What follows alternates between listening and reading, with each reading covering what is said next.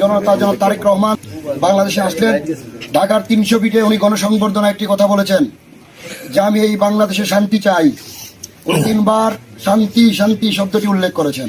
উনি বলেছেন পাহাড় সমতল, উনি বলেছেন ধর্ম বর্ণ নির্বিশেষে, সকল দল মত নির্বিশেষে আমি বাংলাদেশ বিনির্মাণ করতে চাই।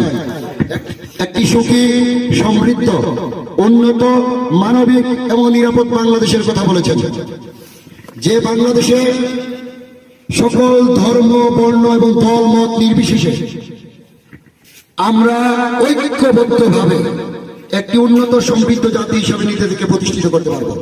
আমাদের নেতা আগামী দিনের বাংলাদেশের প্রধানমন্ত্রী জননেতা জনাব তারেক রহমান উনি বলেছেন আমি নবী করিম সাল্লাল্লাহু আলাইহি ওয়াসাল্লামের ন্যায় প্রণত ভিত্তিতে রাষ্ট্র পরিচালনা করতে চাই। সবাই বাংলাদেশী, আমরা একে অপরের আত্মীয়, পাড়া প্রতিবেশী। অতীতের গত 17 বছরের সকল হিংসা বিদ্বেষ ভুলে গিয়ে আগামীর বাংলাদেশ বিনির্মাণের জন্য আমরা ঐক্যবদ্ধ হতে হবে। সিলেট 4 আসরে 3টি উপজেলায় লক্ষ লক্ষ মানুষের কর্মসংস্থান, রুজি রুটির জায়গা কিন্তু একটি সেটা তো পাথর।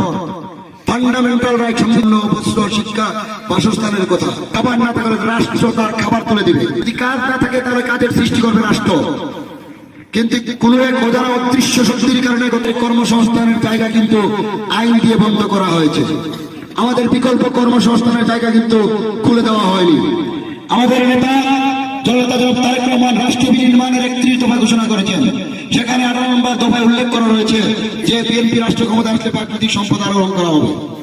আজকে যিনি আগামী দিনে আমাদের ভোটে নির্বাচিত হয়ে সংসদে যাবেন, উনি ওনার লিফলেটে, আপনারা লিফলেটে ফলো করবেন, এখানে কিন্তু উল্লেখ রয়েছে যে প্রাকৃতিক সম্পদের সদ্ব্যবহার, কর্মসংস্থান সৃষ্টি।